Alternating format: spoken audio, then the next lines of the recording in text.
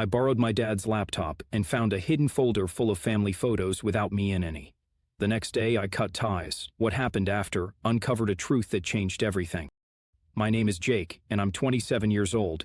I always knew my family didn't like me. That's not me being dramatic or self-pitying, it's just a fact I had come to accept over the years. Some people are born into warm, loving homes where parents and siblings support one another no matter what. Others, like me, grow up as the black sheep, the unwanted extra. Even though I knew I wasn't their favorite, I never thought they'd go this far. For most of my life, I tried to be the good son. I worked hard, kept my head down, and did what was expected of me. My parents weren't outward cruel, not in any way that could be easily explained to someone who hadn't lived through it. It was more subtle than that. My older brother Nate could do no wrong. My younger sister Emily was the golden child. And me? I was tolerated. If Nate needed help paying off his car, my parents covered it.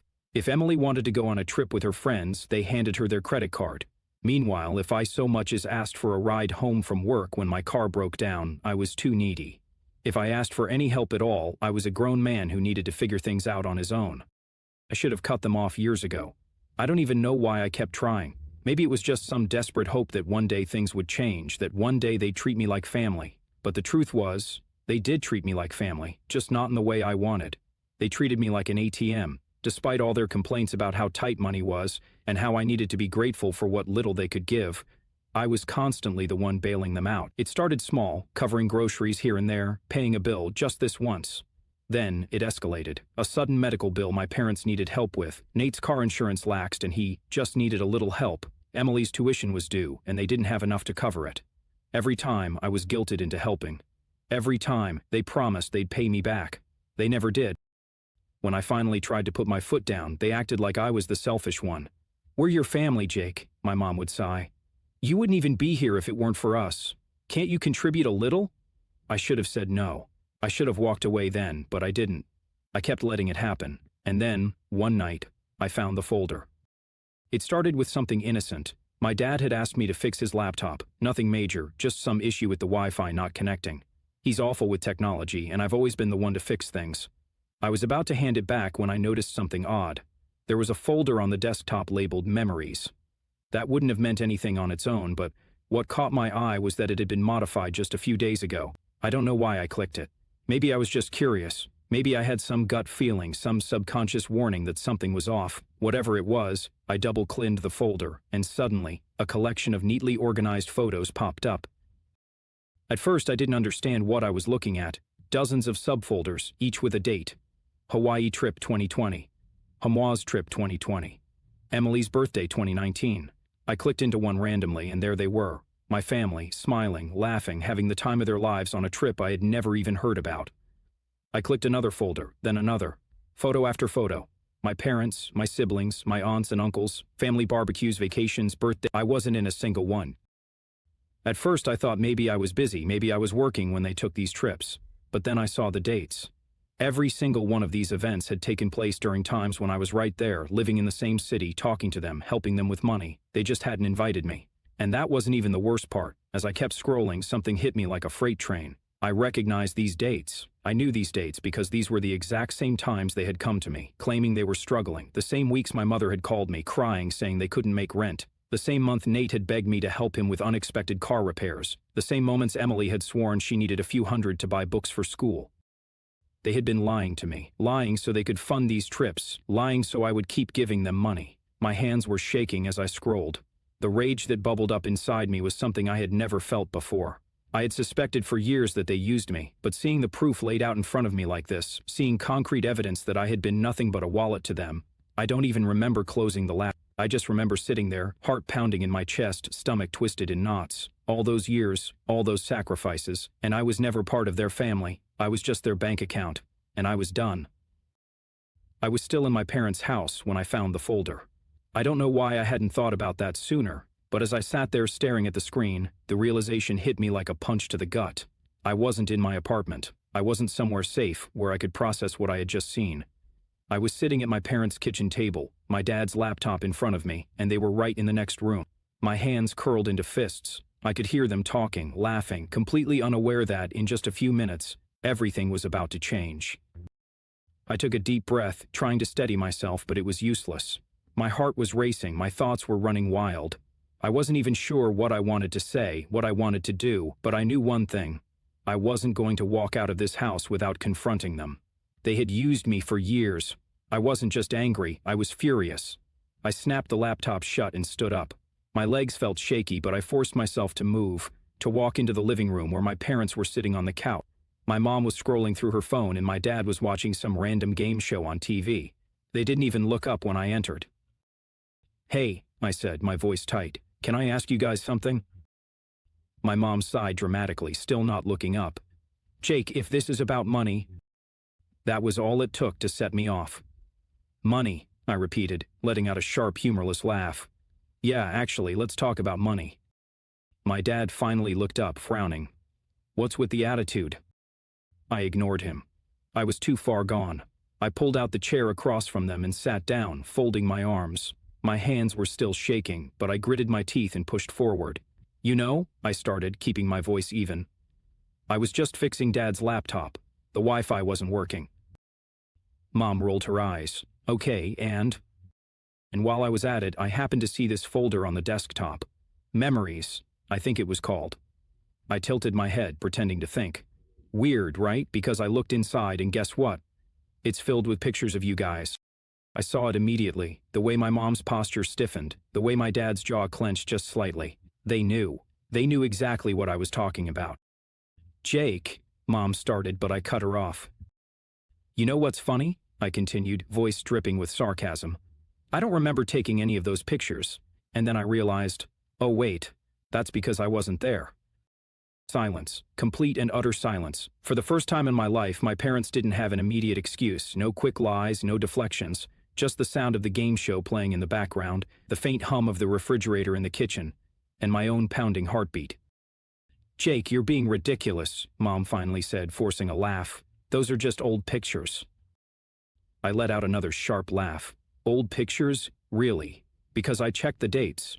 Hawaii 2020, 21, Christmas 20, Emily's birthday, 2019. I narrowed my eyes. All the exact same times you were calling me, begging for money, because you were barely getting by. Mom's face paled. My dad shifted uncomfortably, scratching the back of his head. "Now, son, you're blowing this out of proportion." "Am I?" I shot back. My voice was rising now, but I didn't care. I was past the point of holding back. My sister Emily came down the stairs at that moment, her phone in hand, looking annoyed. "Why are you yelling?" she asked, like I was the problem. I turned to her, my anger boiling over. "Oh, I don't know, Emily. Maybe because I just found out that my entire family has been going on vacations and throwing parties while lying to me about being broke." Her expression flickered, just for a second, but then she scoffed. "You're seriously mad about that?" I stared at her, completely dumbfounded. Mad about that? The sheer audacity of it all nearly knocked the wind out of me. "Of course I'm mad," I said, my voice dangerously low now. "You guys have been treating me like an ATM for years, and the whole time you were using that money for this." "Oh, come on," Emily rolled her eyes, crossing her arms. "It's not like it's a big deal." I could feel my pulse in my throat. "Not a big deal?" I repeated, my voice trembling with rage. "I was working overtime to help you guys. I skipped out on things I wanted to do because I thought my family needed me. I put off buying a new car. I barely took any vacations. I was living as frugally as I could, all because you had me convinced that you were struggling." Mom finally spoke again, her voice sharp. "Jake, you have more money than us. You don't have kids. You don't have the same responsibilities. It's only fair that you help out." Fair. That word made something snap inside me. I slammed my hand down on the coffee table so hard that Emily actually flinched. "Fair," I hissed. "You think this is fair? I have more money because I worked my butt off, and you think it's fair that I was financing your vacations while I was sitting at home thinking you guys could barely afford food?" Dad finally stood up, raising a hand like he was telling me to calm down. "Jake, listen." "No," I cut him off. "You listen. I'm done. Done." The room went dead silent again. Mom's mouth opened and closed like she wanted to say something, but for once, she had no words. I pushed my chair back and stood up. My hands were still shaking. My vision felt blurry with rage. But I had made up my mind. I reached into my pocket, pulled out my phone, and opened our family group chat. My thumb hovered over the screen for only a second before I typed the words with absolute finality. "Don't contact me again." I hit send. The second the message delivered, Mom let out a dramatic gasp. "Jake, don't be ridiculous. You're acting like we did something horrible. I turned to her, my entire body tense. You did do something horrible. Emily scoffed. Oh my gosh, you're so dramatic. Dad's face was red now, his jaw tightening. You're seriously going to throw away your family over this? I met his gaze, my voice steady. You threw me away first. And with that, I turned, grabbed my coat, and walked toward the door. I didn't know what would happen next. I didn't know what they would do, what they would say, how they would react once the shock wore off. But I knew one thing for sure. This wasn't over. I barely made it to my car before my phone started blowing up. The first call was from my mom. I stared at the screen as it rang, her contact name flashing Mom, but I didn't answer. I was too angry, too shaken. I sat there, gripping the steering wheel so tightly my knuckles turned white, just listening to the phone vibrate. Then my dad called, then Emily, then Mom again. I turned my phone on silent, shoving it into the passenger seat, but even then I could still feel it buzzing every few seconds. Text after text, call after call. Then a message popped up from my mom. Jake, pick up. We need to talk. You're overreacting. Overreacting. That word nearly sent me spiraling. I sucked in a deep breath, forcing myself to stay calm, to not go back into that house and scream at them all over again. Another text. Dad. Son, I think we should all sit down and talk about this. Let's be reasonable. Reasonable. Now that was rich. I started the car, gripping the gear shift so tightly my fingers ached. I needed to get out of here, out of this neighborhood, away from them. But before I could pull out of the driveway, my phone lit up with another call. Emily. She had already called me 3 times, and now she was trying again. I let it ring, and then just before it went to voicemail, something in me snapped. I answered. What? I snapped, my voice tight with barely controlled anger. Jake, don't be stupid, she said, exasperated. You're acting like a total psycho right now. I let out a sharp, bitter laugh. Oh, I'm the psycho? That's funny, Emily, because I seem to remember you being totally fine with lying to me for years. Oh my God, she groaned. You are so dramatic. It's not like we stole from you or something. A humorless chuckle escaped me. Emily, I hissed. You did steal from me. You took advantage of me. You all did. You made me think you were barely making it when in reality you were off on vacations throwing parties without me. She scoffed. You're acting like you were entitled to be there. Newsflash, Jake. Sometimes families do things separately. I clenched my jaw so tightly I thought my teeth might crack. Emily, I said slowly, forcing my voice to stay level. Was I ever invited, even once? Silence. Just for a second, then she huffed. I don't know. Maybe Mom and Dad didn't think you'd want to come. Maybe you were busy. Who cares? My stomach twisted. Who cares? I repeated quietly. I care. I care that the people who were supposed to love me treated me like an outsider, while happily taking my money. I care that I spent years putting you guys first, only to find out that I was nothing more than a paycheck to you. She groaned. Ugh, stop being such a victim. That word, villatum, made something snap inside me. I let out a slow breath, my hands gripping the steering wheel. You know what, Emily? I said, my voice eerily calm. I think we're done here. Oh, don't be so dramatic. I hung up. Almost immediately she called again. I ignored it. Then another text came through. Emily, are you serious? You're seriously cutting us off over this? Then another. Mom is crying, Jake. Dad is mad. You're being so selfish.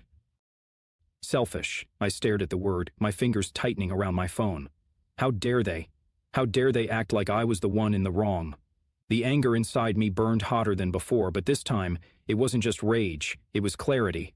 I wasn't overreacting, I wasn't being dramatic, I was waking up. I tossed my phone onto the passenger seat, ignoring the new messages that kept coming in, and finally pulled out of the driveway. But even as I drove away, I knew this wasn't over. Not by a long shot. I drove in silence, gripping the steering wheel like it was the only thing keeping me grounded. My mind raced, replaying every moment from the past few years. Every time they had called, voice thick with worry, saying they were struggling. Every time I had sent them money without a second thought. Every time I had gone without, thinking I was helping them. I clenched my jaw so hard it ached. And all that time they were living it up, fancy dinners, vacations, celebrations without me. My phone buzzed again, then again. I knew who it was before I even glanced at the screen. Mom, then Dad, then Mom again. I exhaled sharply and pulled over into an empty parking lot, gripping my phone. If I didn't answer now, they'd just keep calling. I hesitated for half a second before swiping to accept. What? Mom's voice came through, thick with forced concern. Jake, honey, we need to talk. This is all just a big misunderstanding. I let out a short, bitter laugh. A misunderstanding? I repeated. I saw the pictures, Mom. I saw everything. Stop lying. Sweetheart, it's not what you think. Then what is it? I cut in. Because from where I'm standing it looks a whole lot like you all used me. There was a pause, then her voice turned sharp. Jake, don't speak to me like that. I almost laughed. Are you serious? You don't understand, she pressed. Your father and I, we just didn't think you'd be interested. That's all. Oh, right, I said mockingly. You just assumed I wouldn't want to go on vacations with my own family, so instead of inviting me, you just took my money and went without me. That's not fair, she snapped. We never forced you to give us anything. My grip on the phone tightened. Are you kidding me? Every time you called, you made it sound like you were barely scraping by, like if I didn't help, you'd be in serious trouble. Jake, she sighed, and I could practically hear her rolling her eyes. Family supports each other. I scoffed. Funny how that only applies when I'm the one giving. She stayed silent for a beat, then tried a different approach. Jake, I know you're upset, but let's not make any rash decisions. You don't want to do something you'll regret. I inhaled slowly, forcing myself to stay calm. You mean like cutting you off? Her voice immediately sharpened. Don't be ridiculous. You're not cutting us off. I almost smiled. There it was, the real her, peeking through the fake sweetness. Actually, I said, I am. Jake, she said sharply, stop acting like a child. I'm done, Mom, I said firmly. I'm done being used. I'm done being lied to, and I'm done pretending this family actually cares about me. There was a beat of silence, then she scoffed. You're being so selfish. I nearly laughed. You know what? I'm hanging up now. Jake, don't you dare. I ended the call. Almost immediately my phone rang again. This time it was Dad. I sighed and answered. What? Son, he said in his usual low authoritative voice. You need to calm down. I rubbed my temple. Dad, I swear to God, if you tell me I'm overreacting... Listen, he cut in, his voice sharp. I don't know what you think you saw, but you're blowing this way out of proportion. We didn't mean to leave you out. Mean to, I repeated. That doesn't change the fact that you did. He let out a heavy sigh, like I was the one exhausting him. Jake, we're your family, we love you, but this attitude, it's not acceptable. I actually laughed at that. Oh, my attitude is the problem, not the years of lying, the manipulation, the gaslighting. You watch your mouth, he cut in, his voice dangerously low. I froze.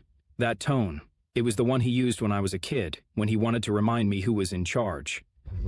I suddenly felt very tired. I exhaled slowly. You know what, Dad? I said. I think we're done here. You're not cutting us off, he said immediately. You don't get to do that. Oh, I don't? I said mockingly. Watch me. Jake. I hung up. I stared at my phone, half expecting it to ring again, but for the first time in the past hour it was silent. The days that followed were strange. For the first time in my life, I didn't have to deal with constant calls and texts from my family, and honestly, it felt like a weight had been lifted off my shoulders.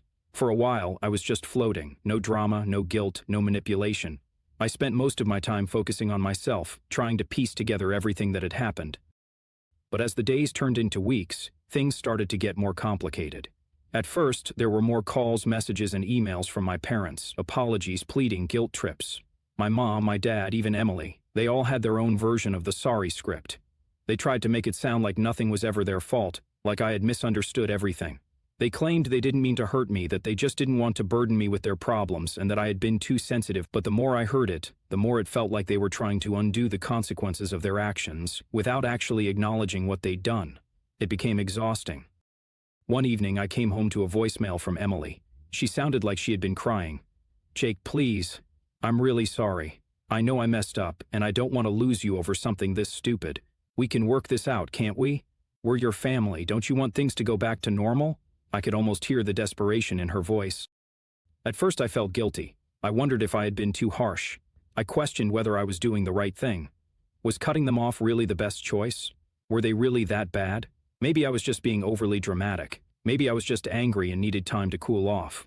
But then I remembered the years I had spent, being treated like a bank account, like a source of cash and nothing more. I remembered how small they made me feel, how they never considered me a part of their real family moments. I deleted the voice note. Later, I was having dinner with a friend when I got a text from an unknown number. It was from my dad. "Jake, I need to talk to you. We know what we did was wrong, but you need to understand something. The family's falling apart without you. Mom and I are not okay, and if you don't come back to us, we don't know what'll happen." I sat there, staring at the message for a while. It was manipulative. It was classic gaslighting. And yet, there was a part of me that felt a tug in my chest. A part of me that wanted to go back to that normal, even though I knew that normal was toxic. I didn't respond to the message. So here I am now, still in this limbo. I haven't completely cut ties, but I also haven't gone back to them. It's like I'm standing at a crossroads, unsure of which way to go. Part of me wonders if I made the right call by cutting them off. It felt empowering at the time, but now I'm questioning if it's too late for us to heal, or if their behavior will always be the same. Part of me feels like it's not worth it. I'm worth more than their manipulation. But then again, they're family. The question I keep asking myself is, am I the one who needs to change, or is it them? I don't know.